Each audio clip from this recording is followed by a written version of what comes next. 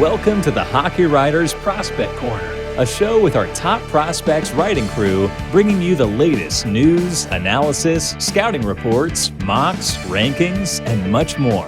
From the World Juniors to the NHL draft floor, from the farm to the NHL, our team covers everything that happens in the world of prospects. So sit back, grab a notebook, and get ready for Prospect Corner. Prospect Corner.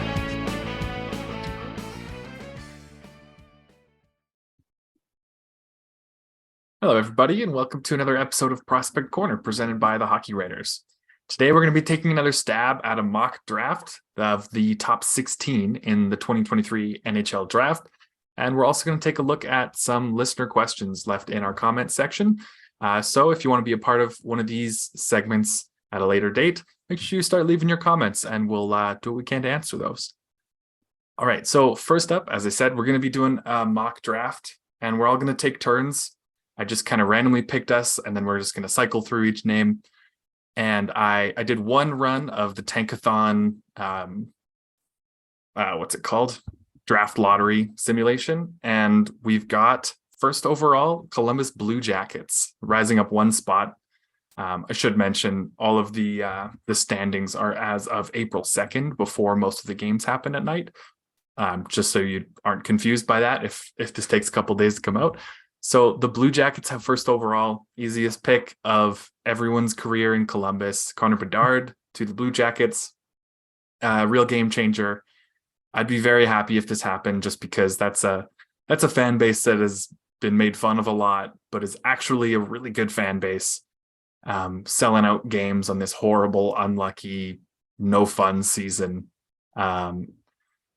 I mean, you can't say they're the most unlucky because they got Johnny Gaudreau last year, but it hasn't really been working out so well. Everybody's injured. They've gone through so many goalies, sent away. They made a trade as well. And that helped them add another to their roster. But nothing's really been going right for them this year. So I think it'd be a lot of fun for the biggest thing that could go right to go right for them. So Connor Bedard to Columbus, second overall. We've got Chicago Blackhawks falling one spot. And Matt, this is your pick. So who do you have the Blackhawks taking at number 2? Well, I'm going with Adam Fantilli for the Blackhawks. I mean, they don't have really any centerman now. Jonathan Toews is looking like he's going to retire in the offseason. And even if he comes back, he's pretty close to retirement. So Fantilli would just slide right in there and top line center right off the bat. I mean, unless he decides to go back to Michigan, which is possible. But he comes, gets right in there as probably the top line center right off the hop, and probably in the Calder Trophy conversation in that first year as well. So, Adam Fantilli, the Blackhawks could have gone another way, going Michkov or that, but like we've said in the past, centermen are important, especially when the Blackhawks are starting to this rebuild. They've got quite a few good prospects already. When you have a chance to draft a guy like Fantilli, you take it. And so Blackhawks going with Fantilli, great two-way center. We've talked at length about him, of how good he is. Creative. One of the better, probably the best centerman in this draft. And apart from Bedard, that is. But I'm going Fantilli to the Blackhawks. Yeah, that makes a lot of sense. Like, not just getting a top line center, but getting like a potentially elite top line center is a very difficult thing to do in the draft or in any way whatsoever. So it makes a lot of sense to nail him down. Though I will say Calder Trophy race might be tough with that lineup around him. Sure. Lucas Reichel could be a good line mate to start with, but I don't know what else they got for now. We'll see. Maybe they'll start to build back up again if they land him. So next up at third overall is the Anaheim Ducks. Peter, you are on the clock. Yeah, this is really interesting because looking at the Ducks depth chart right now, you have Trevor Zegras as your top one. You have Mason McTavish as your number 2, but he can play wing. What do you decide to do? Do you go for another centerman? I probably not going to take that risk because I'm basing this off the assumption that their top 2 centermen are going to be Zegras and McTavish. I am not basing it. I'm not going to take a centerman, so I am going to take the top wing prospect, and that is going to be Matvei Michkov.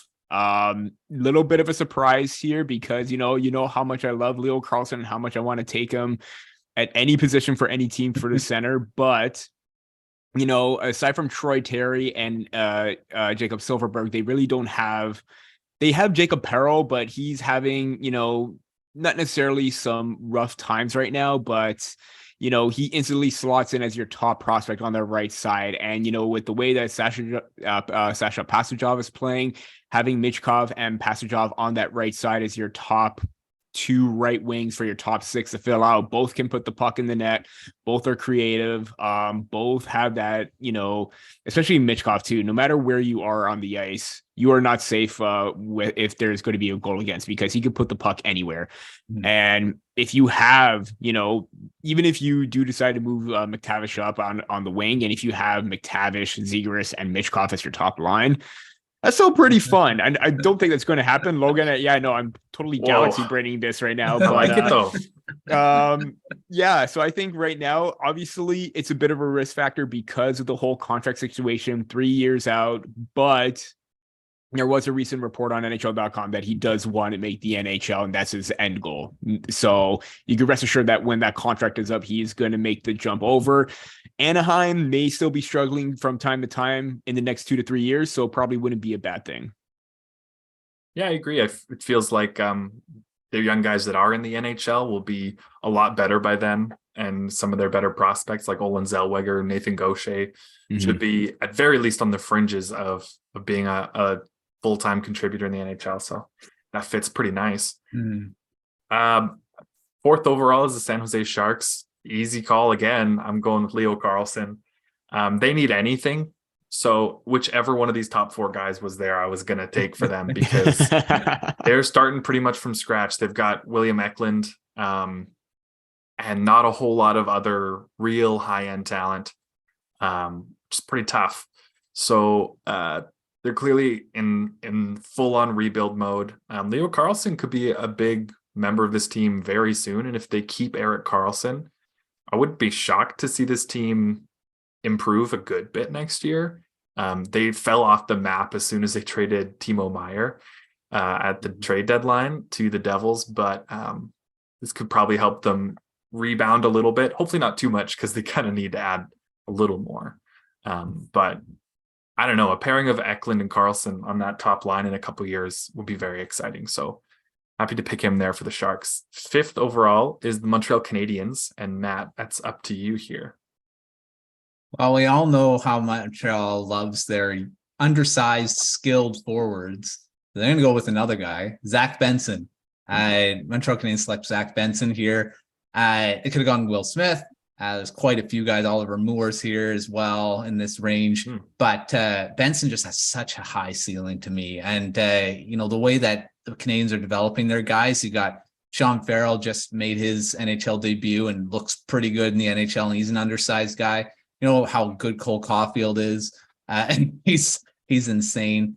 They do obviously need some size up front. Can't have a whole bunch of just small guys, but having a guy like Benson who doesn't play small, he's one of the more skilled guys. Again, we've talked about this guy before. Last season had a heck of a season in his draft -1 year, and now in his draft year, he's dominating again for the Winnipeg Ice, who got rid of a few of their guys, but they're still a high-end team. But he's more their leader now, and he's looked really good. So, Montreal needs.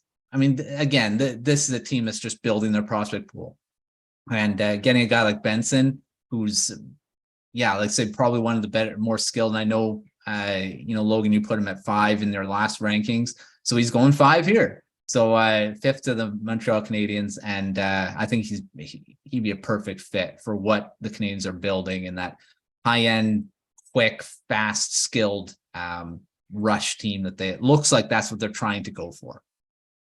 Yeah, absolutely. And I think Benson, like you hit the nail on the head with all the crazy skill he brings and the skating. But the thing that strikes me most is that he's just a fighter. Like, he competes maybe harder than anyone in the draft, which combined with everything else that he's able to do at such a high rate, he's going to be such a fan favorite anywhere.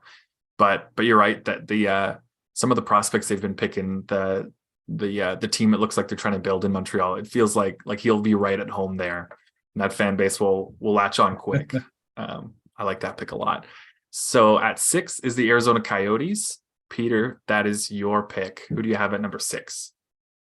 I was doing my research on the fly because I didn't have a backup option because Matt took Zach Benson, and I was going to do that for the Coyotes because they could use some help on either side, left or right.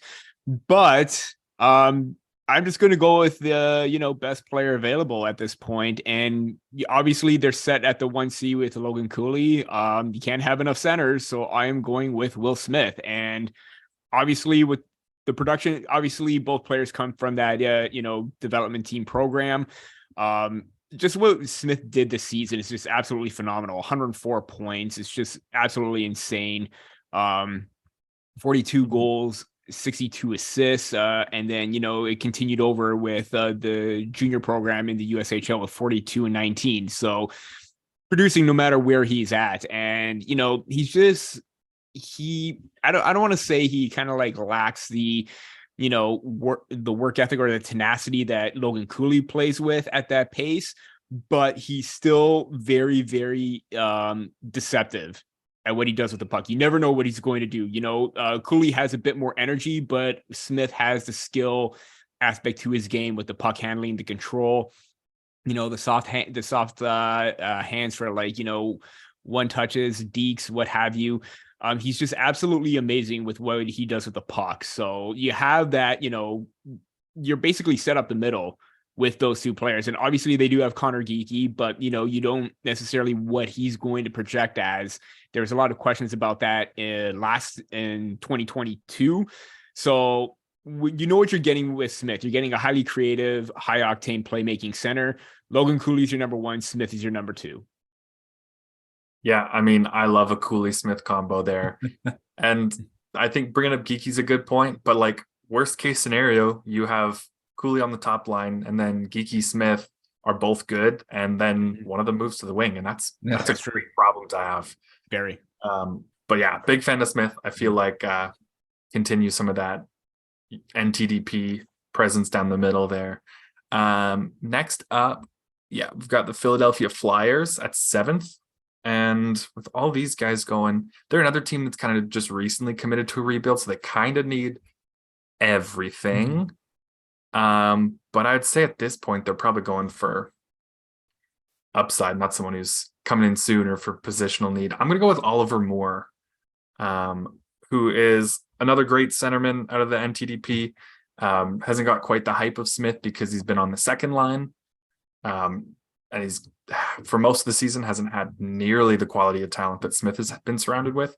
Now he's getting some time with some of the top guys from the U17 squad that have jumped up, like Cole Iserman, who's top prospect in 2024, and James Hagens, who is a top prospect for 2025, which is wild. Those two guys you're going to hear a lot about them in the next 2 years. But yeah, Moore is maybe the best skater in the class, at least second. And he's wicked fast, going to provide a ton of value in transition. He's got a good shot. He's not the best playmaker, but he's going to create a lot of chances, and he's going to keep the puck out of his own end, which in turn creates offense. So I think Moore's a good fit for Philadelphia.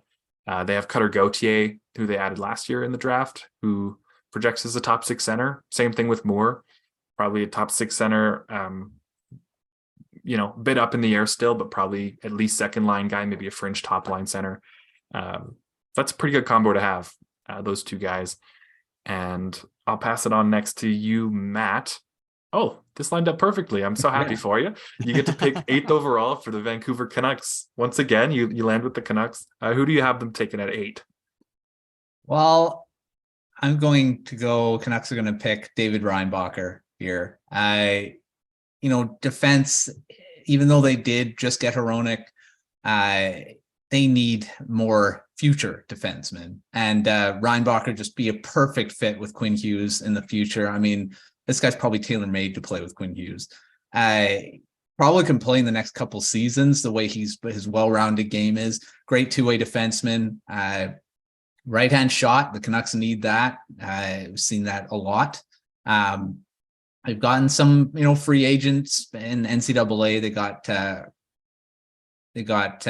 can't remember his name. All of a sudden, gone. Hirose, Akito Hirose. They just signed, but he's not a right-hand shot. He's left, and I don't know what he has. But when you pick a guy like Reinbacher, I mean, you go for him. They could go Axel Sandin-Pellikka here as well, but I think Reinbacher has more upside as that two-way. It fits more needs what the Canucks need right now in defense. Future top pairing defenseman. Like I say, potential to play with Quinn Hughes and be a super good top pairing in the future. So Reinbacher to the Canucks, right, at 8th. Nice. I'm actually curious, Matt. How many of the guys on this list before we got to 8 there in Reinbacher would you take over Reinbacher if they were still on the board? Like, would you take Moore over him for the Canucks? I don't know. I mean, Moore's an intriguing guy too. I They just need think centers as well. the Canucks need centermen as well. So I mean, I was debating a few guys and just looking at what Tocchet now is the coach and what he would want. I don't know. I was debating going Barlow Wood here as well because size and stuff like that. And even I was debating Crystal at 8. Yeah. But just looking, I just think the Canucks, their priority should be defense. And at this point, building their defense core, because they do got some real high and skilled guys right now, forward wise. But I mean, obviously they need that too. But I just think when you have Reinbacher here, I mean, come on, you gotta go. Tough to pass up for them. Yeah, totally. All right, I like that pick. Now is 9th overall, the Detroit Red Wings. Peter, you're picking for them. Who do you have at 9th?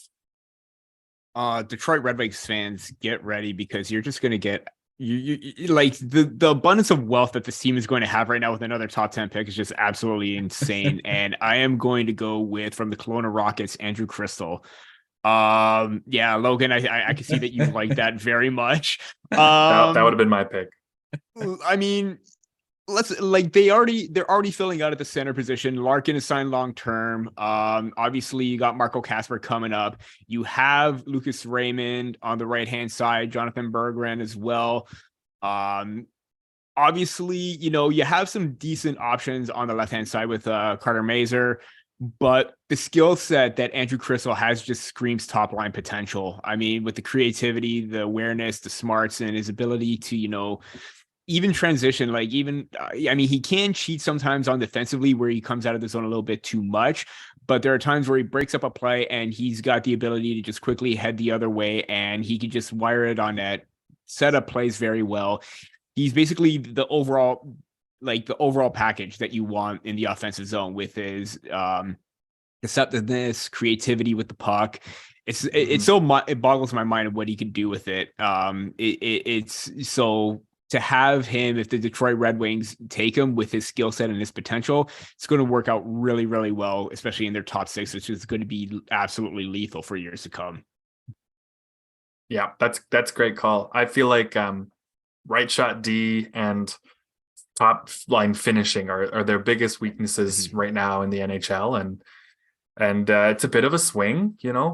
Crystal's someone that there's a little less certainty around him actually hitting, but eyes are man with the swings, though. Yeah, absolutely. Yeah, absolutely. And betting on players making changes where they need to, and the fact that they think they can develop certain things and certain players quickly. I like that a lot. I think that's a fun pick for Detroit there. Next is 10th overall, the St. Louis Blues. I'm picking for them. Oh boy, who's on the board still? Oh boy. I am going to go with Colby Barlow. I was about to say you were going to say it. I got to just go for it. I got to just commit. I'm going to go with Colby Barlow, one of the more NHL ready guys. I don't know if he'll go back to the OHL next year and drop like 70 goals, have a Bedard season over there. But he's capable of doing that next season if he goes back. I genuinely believe that. Really solid two-way winger, good size already for a teenager.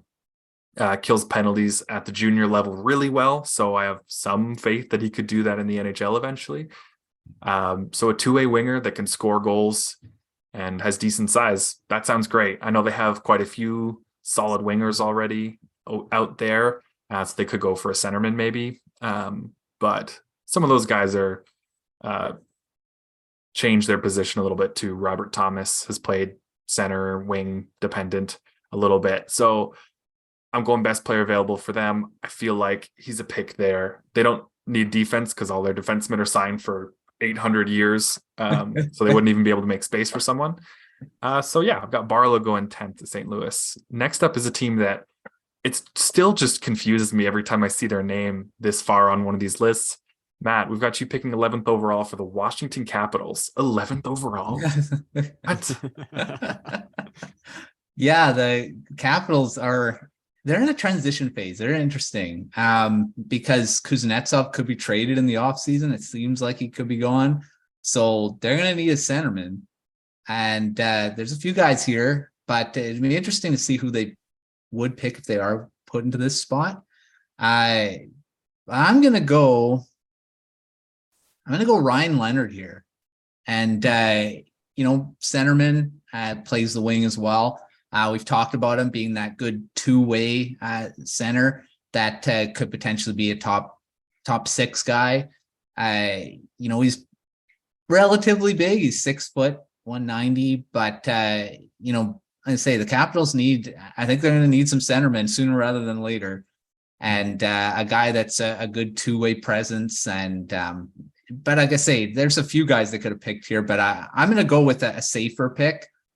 Just because a guy that probably will make the NHL at one point because of his good two-way game.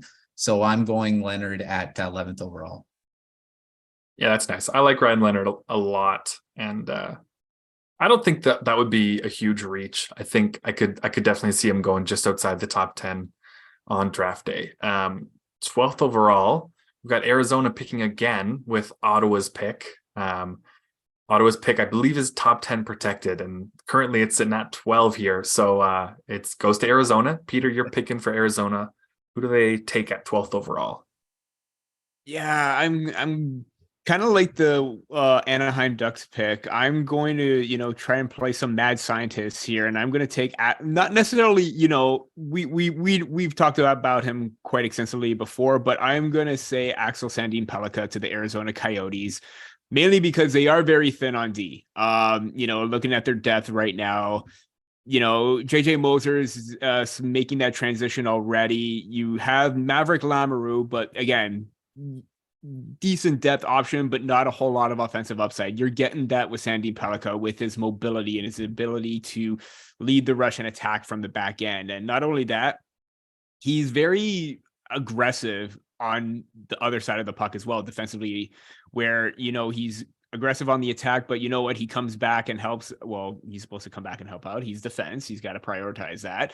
But we saw that with the minutes that he earned and the two-way play that we started to emerge at the World Junior Championships. And it's just it's just getting increasingly better for him. So for him to have that aggressive mindset defensively as well, could work wonders, although it can, hurt you at times, because if you get over aggressive, you can get out of position. But you know what? For him, it works most of the time. So they need some defense in the pipeline, and Sandin-Pellikka is going to be a potential top 4 option for them down later on in the future.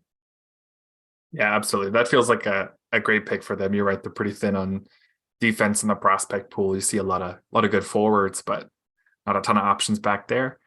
13th overall, we've got the Buffalo Sabres, and I'm really torn here between two centers, but I'm going to go with Nate Danielson. I know, Buffalo fans, if you're watching this, I know that they've got Tage and, what's his name? Can you guys help me out? How did I forget his name? Cousins, thank you. Dylan Cousins. They got too many names, man. Both of them have looked excellent this year. Like Tage Thompson looks the part of a no doubt top line center, elite player in the NHL. And Cousins has taken a huge step forward as a power forward, second line center. So I don't see them needing another top 6 center because they just have those locked in.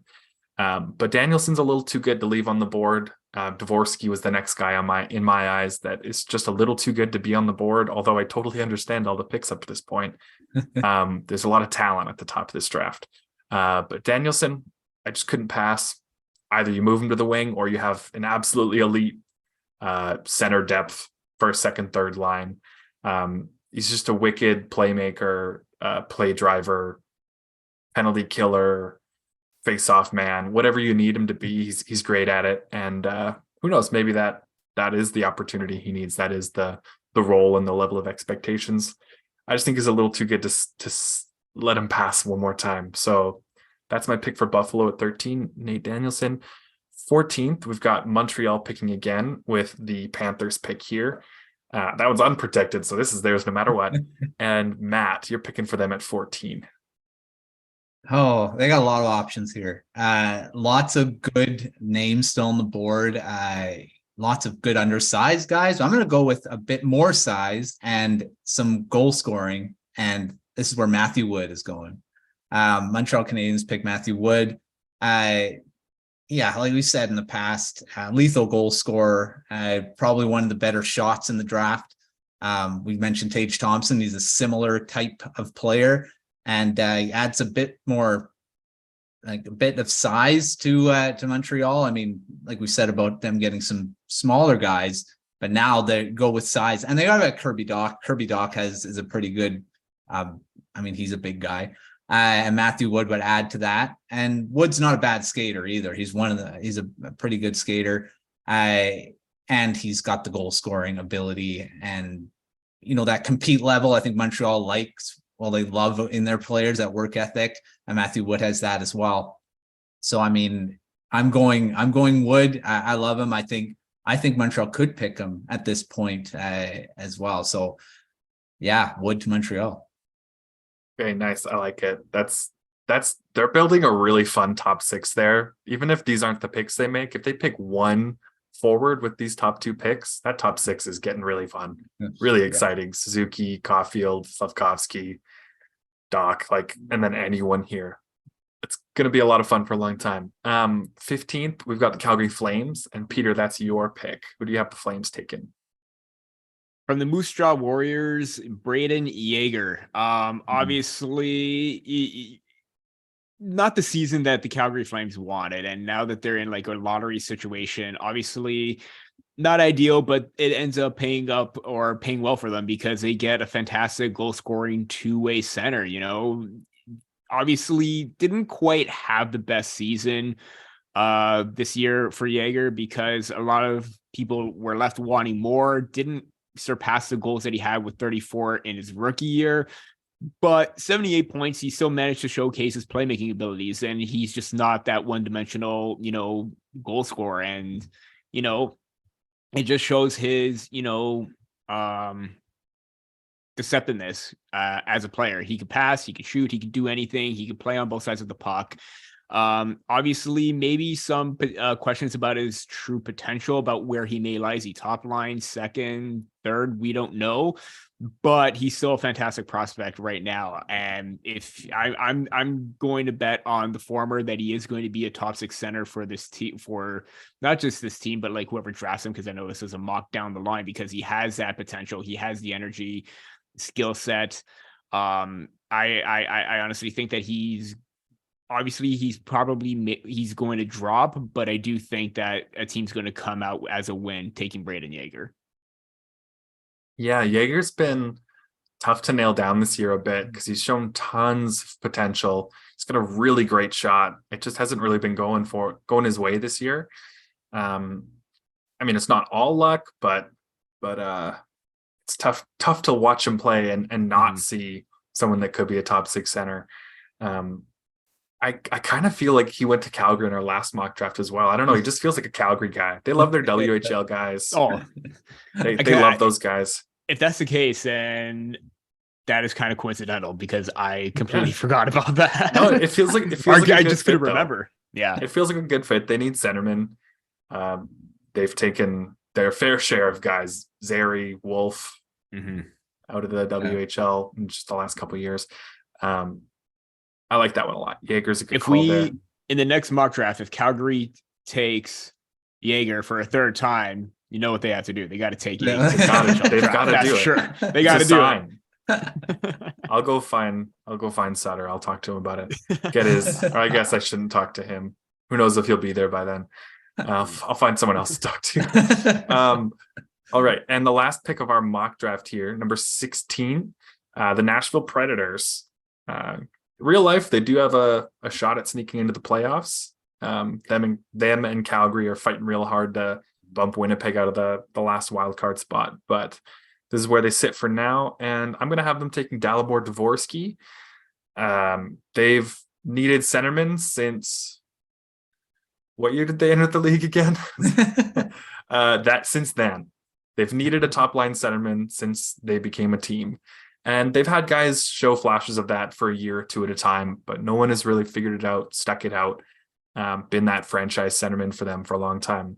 And I'm a big fan of Dvorsky. He's slid a bit this year. He hasn't been exceptional, and lots of other guys have really started to show that level of play and risen above him in a lot of people's eyes. We'll get to that actually in a question coming up. But I do think his shot is legit. His playmaking is pretty good, especially on the power play. And he's playing against grown men as a 17, 18-year-old this year. And I feel like he's got a real shot. I think he has slid a bit, but I think the top six potential is definitely there. I was just kind of dreaming, Matt. I'm not saying any choice you made was wrong. I was kind of dreaming of him going to Montreal with that 14th pick. Yeah, just another Slovakian to go there and play with Slavkovsky. I thought that just because that would be fun, but also I think it's a good fit. So yeah, Dvorsky rounds out our top 16. And I've just got one quick fire question here for you guys. So, keeping in mind, do your best to remember all the players that we select in the top 16. I have it written down so I can fact check if you need help. Who is the best player in your mind that is still on the board going to the 17th overall pick? Peter, I will come to you first. Who do you think is the best player still on the board in this draft? I am going to say it's going to be a toss-up you know what? I'm going to say Edward Shala. And I know we talked about him last week, about him dropping and how the consistency isn't there, but he still possesses some of the best smarts in this draft. And even though the production wasn't going, he's still making smart decisions with the puck, even though the points aren't coming. And I understand him still being, I believe he's still like a teenager playing in the top Czech league. So, obviously ice time may not be where he wants it as well, because we all know how it's like, but considering the potential that he has, I kind of wonder if he drops any further, it's going to kind of be like that Yuri Kulich situation where he fell to the Buffalo Sabres with all the potential that he has. And if he continues to drop, that may be a mistake. So I think he's going to be my next best available player. Yeah, that's a good call. I like Shala there. Matt, what's your thought? Do your best with the players we already picked, but who do you think is the best player still on the board after our mock draft? Okay, I'm pretty sure he was not picked. Gabe Perreault. You're good there. You're good to go. Yeah. So I'm going Gabe Perreault. I think he's just got a ton of skill. I think he could potentially sneak into a top 16. Like I've said in a clip, in the last episode about him, that he's one of those rare elite playmaking wingers that you need to complement a centerman that doesn't have that type of a playmaking ability. So, and needs a guy like that to make him an elite goal scorer. So I'm going Perreault here. I think I debated Montreal picking him at that point at 14. But yeah, Perreault for me would be the most skilled guard, the best player available that's after the 16th pick. Yeah. I mean, the physical and skating profiles aren't the most exciting, but you don't score 2 points per game in the NTDP by accident. And I'd be shocked if there wasn't at least one NHL team that have him in their top 16. That skill is exciting. So I get that. My pick for best player left on the board is Riley Heidt. I'm a little higher on him than most, but I'm a big fan of Heidt. And I think he would be pretty valuable pick if he's still on the board at this rate. If he slips into the 20s, a playoff team landing him would make me upset. If I'm not that team. Yeah, I don't know. Big fan of Heights. So that's my pick. But there's plenty of great players still on the board. Fill out the rest of the first round, really, with guys that we could see going at this range. I could see this guy. I could see this guy. We could talk for another hour about it. But instead, I'm actually just gonna read our ad for this week, and then we're gonna hop back in to our mailbag, our questions from listeners. So just want to let you know that this episode is brought to you by our sponsor, Hockeypedia. Have you ever been looking for details on a player that just competed at the World Juniors? Do you want to know who owns the New York Islanders or the Vancouver Canucks, the New York Rangers, any team you like? How many prospects selected in the first round by the Vegas Golden Knights that are still on their team? There's only one of them. I won't tell you who. You can go look it up. If you're interested in these or any other hockey questions, make sure you check out and bookmark the Hockey Writers Hockeypedia. It's an ever-growing collection of hockey resources that's invaluable to any fan looking for information. Check for a link in the show's description and dive in today. All right, so as I mentioned, we're doing a question corner. That's what we like to call it around here. But it's also known as a mailbag to some people. You'll see mailbag articles around sometimes. These are all questions from some of our last couple episodes.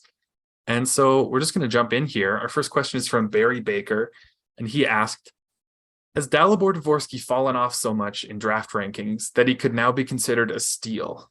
So, I mean, great question, because we had him, he fell all the way to 16th in ours in our mock draft we just did. So I personally think that it doesn't matter about any rankings. It just matters about what happens on draft day, if someone becomes a steal or not. In my eyes, Dvorsky becomes a quote unquote steal, someone that you're like shocked was still there, and you're just like running up to the mic to say it before anyone says, gotcha, it was all a joke.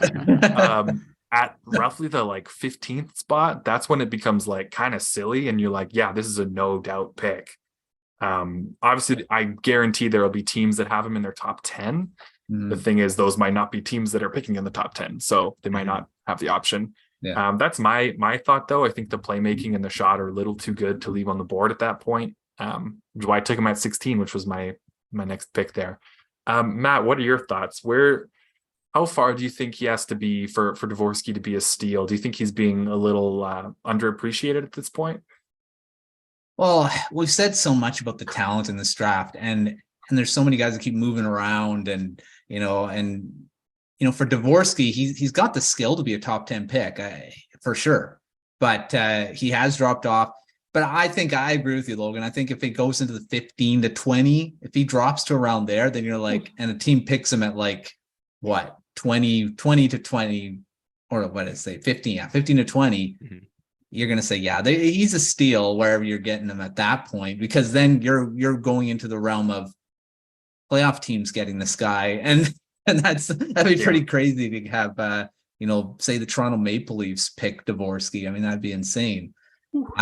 So, I mean, yeah, I'm going to say if he drops into that closer to a 20, then you're going to say, yeah, whoever gets him there, definitely a steal. Don't give me any ideas, Matt, about the Dvorsky to Maple Leafs article at 32. We'll just tell you. We'll talk to you about that after the first round if it goes poorly. If it goes well, we'll never bring it up again. If it goes well, because he's not going to be there at 25 and later or whatever it have to be. But if you're down in the dumps a little bit after the first round, we'll cheer you up with that. We'll bring it up again. What are your thoughts, Peter, on Dvorsky? What kind of range in the draft do you think he becomes like pretty valuable, and then when he just becomes like an all-out, it's a joke that he's still there, you got to take him? Yeah, anywhere. I mean, again, it's more so that player, like, it's not that he hasn't done a lot. It's just other players have done more to improve their draft stock. And that's not to say that Dvorsky hasn't done that throughout the season. But then again, he is playing in the Allsvenskan League, and that's still, senior level. So he's still playing very well against, players that are, higher up in age than he is. And that's not a knock against him. But I do think that anything anything past 15 down, I do think that that's going to be a point where, okay, well, what are you doing? You got to take him, because this guy is a full offensive package. And even though that, his defensive game still needs to be rounded out, obviously you're getting him for his offense. You're getting him for the skill, the shot, the playmaking. And I don't know what team doesn't want that, because we're now in a league where goal scoring is at a premium right now, and it's all based on offense, especially up front. So obviously I still have him in my rankings as a top 15 prospect, but if he falls anything further beyond that, then yeah, that's a really big head scratcher, and you can rest assured that some team is going to make others pay for letting him drop that far. Yeah, absolutely. I wonder if Dvorsky is suffering from writer fatigue, where you'll see this in sports with like awards and stuff, where the voters for major awards just get tired of voting for the same people, so they just kind of get bored and do random things. Like, how has Giannis Antetokounmpo not won more MVPs in the NBA? It's insane. They kind of just get tired of voting for him. Yeah. So I wonder if people have kind of just not been super impressed by Dvorsky, and just kind of, we've heard about how talented he is for so long. We've heard he's playing against pros. We've heard he has a good shot, but we haven't seen anything too exciting, too shocking out of him. So it hasn't really shaken us and woken us up to how good he can be. So I think he might be suffering from something like that, where he's just falling relative to other players, kind of just because we've heard his name for so long. Yeah. I don't know. Something like that might be a little bit of it, but who knows? Next question here is from Al_97, who asks, I can't wait to see which center the Wild take in the 20s. Who would you guys see them taking when you look at their recent draft history? So obviously you look at the roster for the Wild, and center is by far the biggest need. They've got a really solid team going there, but the center depth is wow. It's a little rough these days. So I didn't actually mention this to you guys. I'll get your picks. If you can, though, I'm curious if you can give a pick for maybe like 20th, roughly 20th overall, if they're out in the first round. It's roughly where they'd end up. And then maybe like late 20s if they go another round or two. Just do your best for a centerman you might find in both spots. Honestly, the back half of the first round is just a total crapshoot. Yeah, it's a bunch of wild cards. So who knows what'll happen? Peter, what are some centers you could see fitting with Minnesota in the late first? Well, I know we already discussed him previously before, but he kind of seems like a steal or a prospect that Minnesota would take, and that's Riley Heidt as a center. I mean, they stole. I still think Liam Mogren at 19 was a steal for them last year. And considering the fact that he's ranked 26 by NHL Central Scouting, and other outlets have him in between. I mean, a lot of those outlets still have him in the 20s as well. I'm like you, Logan. I'm very high on Height too, to put him into my top 15 because of the energy and the speed and the play and the way that he processes each play at a fast pace. That kind of seems something that the Minnesota Wild should be, enticed by, because he has the energy, he has a skill set. So early 20s, I would hope that if he's still there, you could rest assured that the Wild would take him. But as opposed to like later on, I kind of get a sense that maybe Otto Stenberg could be a possibility. Smart, calculated, two-way, very creative when he has the puck, and he's very responsible away from the puck as well. Obviously, he can play both center and wing, but, one has to think that, given his creativity and the way that he could put up points, could be a factor in that. Yeah, absolutely. Those are both great picks. There's lots of centermen. I'm sure we'll bring up even more soon here. Lots of options, but those are some solid ones. Matt, what do you think? Who are some centermen that the Wild could be looking at towards the end of this draft, or end of the first round of this draft? Yeah, I like Riley Heidt. I think he's a big one. But just so that we're not repeating ourselves here, I'll give some other names. I I really like, we've talked about Samuel Honzek being a guy that could potentially jump into the first round. So I'll give my late pick first. So I think Honzek could be in that 25-ish, 25 to 30 range. And if the Wild go into like the second or the conference finals or something like that, they'll be in that range. So I'll say Honzek for one, because he's got the size. He could, I don't know if he can be a top line center, but I think a top 6 guy for sure. And then another guy I'll throw up as being more of a, this is a later one as well, Charlie Stramel, who's, we talked about him the other day as well, being that has good two-way ability. We've heard that he could potentially be a third line center. There's a lot of people that didn't like my pick as him jump into a lottery pick. But I think he's got that potential to be in the first round and being in that 25. I think the Wild are going to end up being in that range more because I think they've got the ability to go further, especially if Kaprizov gets, he's healthy for the playoffs, and they seem to have a really good, well-rounded team at this point. So, and good goaltending, which was for both their goaltenders. So I think they're going to end up being in that range. So I'll give my 2 later picks. And Peter mentioned height because, and I'll throw one. I'll give you one. Nate Danielson, I think, could potentially drop into the 20s. Maybe a bit of a steal at that point, but I think Danielson could be another guy that could look at as well. Yeah, totally. I like your confidence in them, giving more late picks than early ones, because you're like, they're gonna make it through. Mariah like that. I think they've got a good shot. I like that team a lot. And Matt Boldy has been just on an absolute tear. What is it? 11 goals in 10 games, something like that.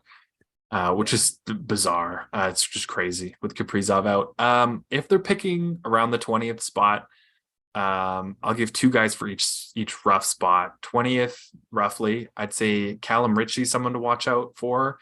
Hasn't had the offense that everyone kind of expected from this year in junior, but really well-rounded centerman. Got a lot of great skills aside from offense. So that's a good one. Or Gavin Brindley is someone that I feel like the Minnesota Wild, when they added Judd Brackett from Vancouver as their assistant general manager, who kind of handles some of the scouting stuff, kind of helps manage some of the scouting for Vancouver and now for Minnesota.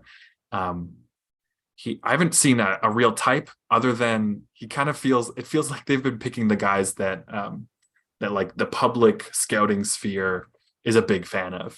These guys that a lot of NHL teams seem to be just letting fall, and Minnesota's happy to just pick them up here, pick them up there, and they're just building a wicked prospect pool for a team so good.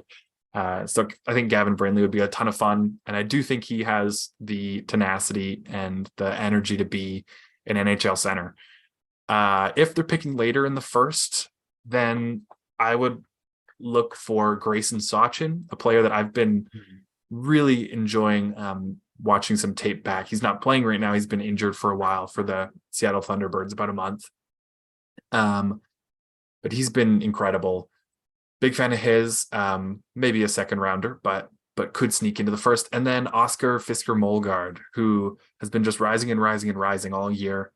I mentioned before the show, I called him Marco Kasper Light, which is kind of how I feel about him. Coming from a European country that doesn't have the biggest pro leagues, heading to Sweden to play in the SHL as a teenager, earning a pretty big role and playing quite well. Responsible two-way game, which you have to if you're playing in the SHL. I don't think he's going to rise quite to the level of Kasper. He's not going to go 8th overall. Probably, who knows? But I feel like he has a chance to sneak into the first round. Definitely some runway for him to still boost his profile a bit. So Molgaard's another one. Fisker-Molgaard is another one to watch out for there. Second last question here. Mack asks, what do you guys think Oliver Moore's potential is, and who does he most remind you of out of guys currently in the NHL? So what do you think his ultimate potential is, Oliver Moore, and who does he remind you of in the NHL? So just a reminder, we had Moore going 7th overall to Philadelphia, just if that is anything you need to think about. So Matt, I'll come to you first. What are your thoughts on Moore's ultimate potential? And who does he remind you of? Well, Moore's definitely, I think, a top 10 pick for sure. His potential, I think, is a top line center. I do. I think he's one of those guys that he's got the overall skill, and that speed that he's got is insane. I've seen comparisons to Dylan Larkin. I think that's really true. I think he does have a lot of what Dylan Larkin has. Again, Larkin's probably one of the fastest skaters in the NHL.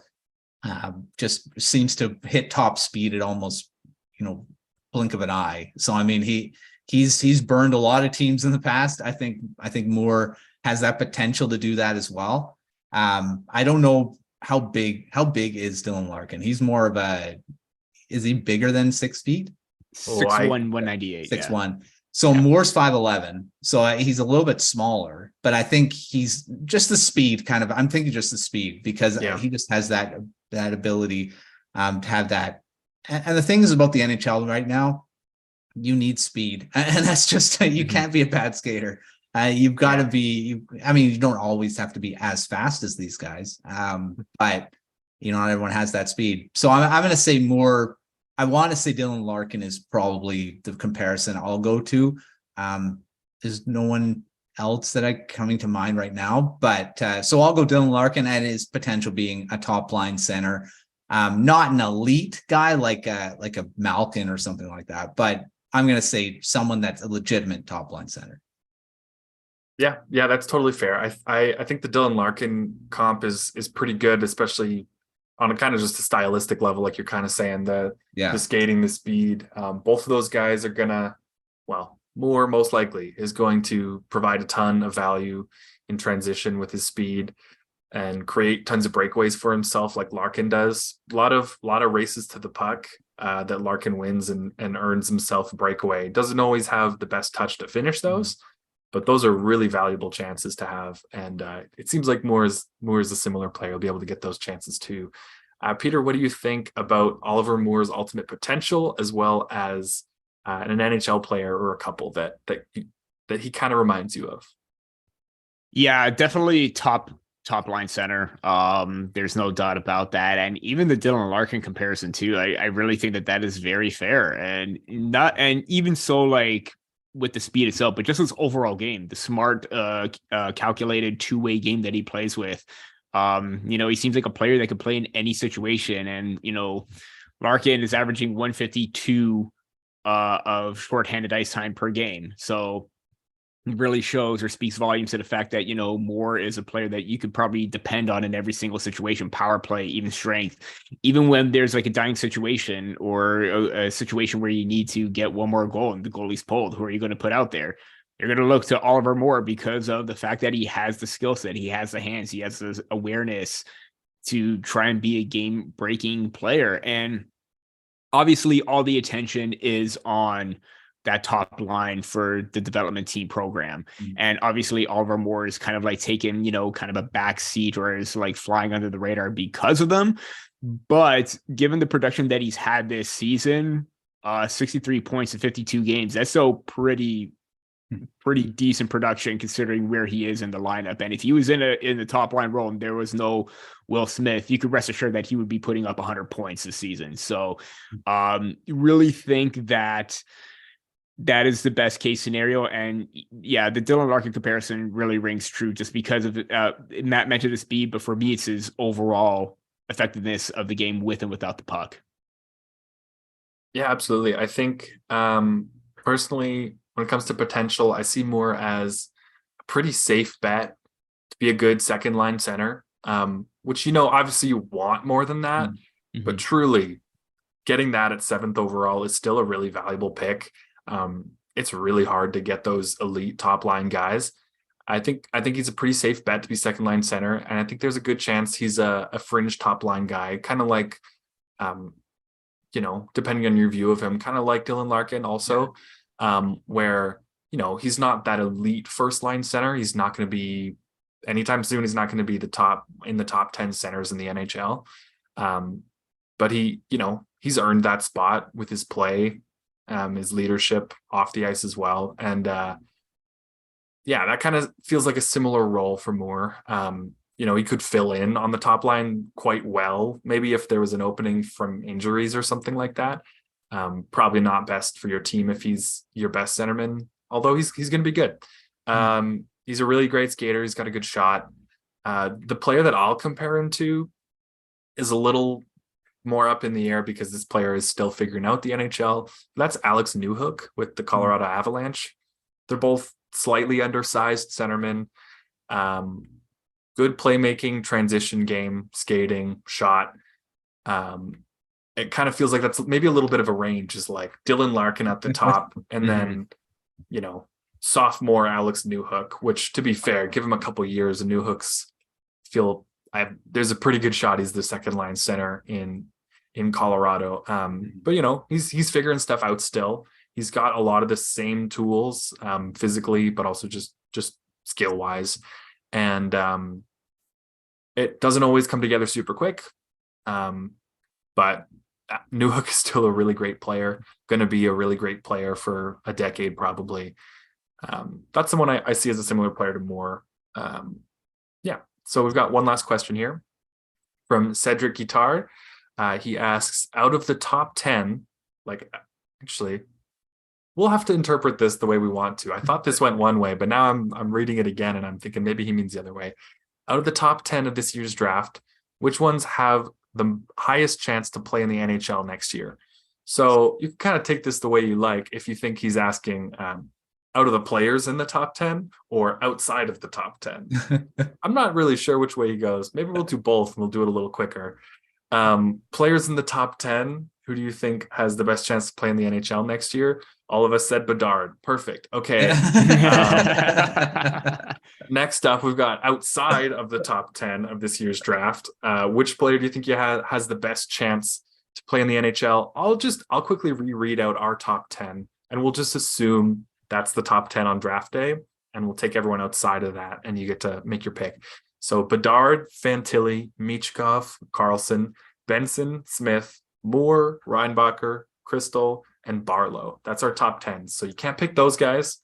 Which other player do you think has the best chance of playing in the NHL next year? And I'll take it one step further. I'll go with start the season in the NHL, because I think you could pretty safely pick someone like Ryan Leonard to come out of college at the end of next year and get a couple games in maybe. But who do you think has the best chance to start off the year, to make it out of training camp? Matt, who would your pick be?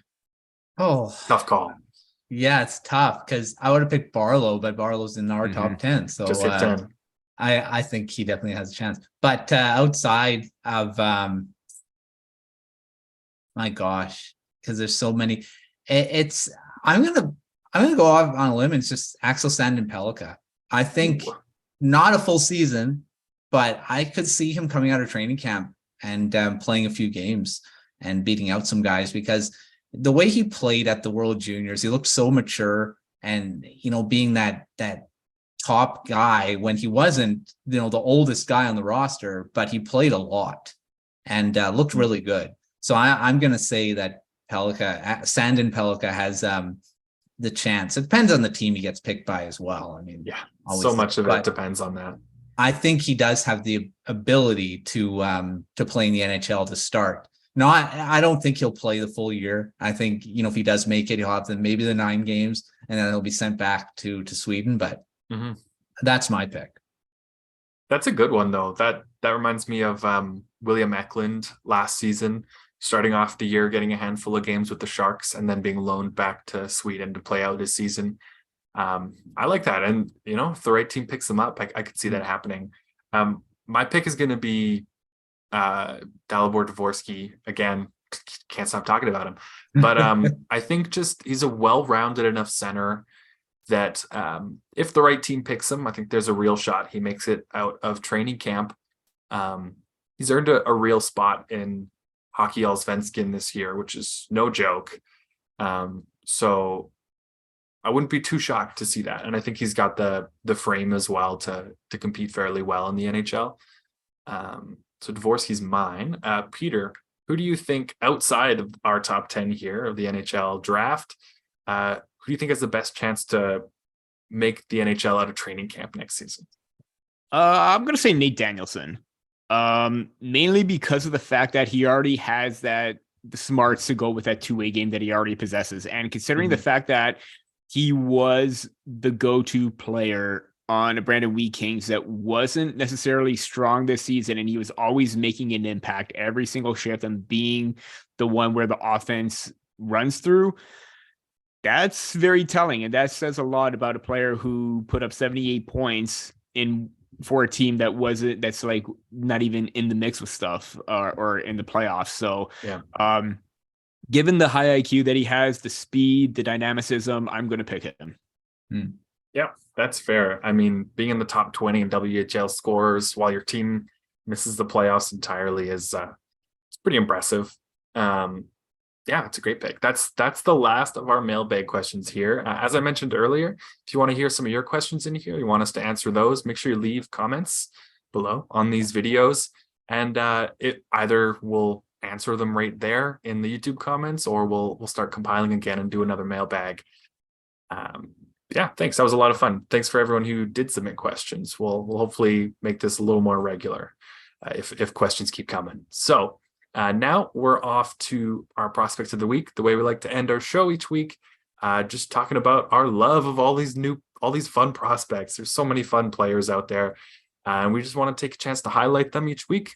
So my prospect of the week this week, it's just on my mind, is Marco Kasper of the Detroit Red Wings. His NHL debut is starting in about 20 minutes as we record right now. Sunday night, he is making his NHL debut after his season with Rogla in the SHL finished just a week ago or so. And it looks like he's going to be centering Andrew Kopp and Lucas Raymond. So first NHL game, good luck as the second line center. My goodness. Curious to see how he's deployed minutes wise and special teams wise, but just a huge success to have him go from surprising people as the 8th overall pick to a no doubt, like, give him a tryout in the NHL within about 9 months. Kasper's a great two-way centerman, tons and tons of energy and effort. A lot more offense than a lot of people, myself included, expected of him this year in the SHL. Scored at roughly the same pace that Lucas Raymond did in his post-draft season.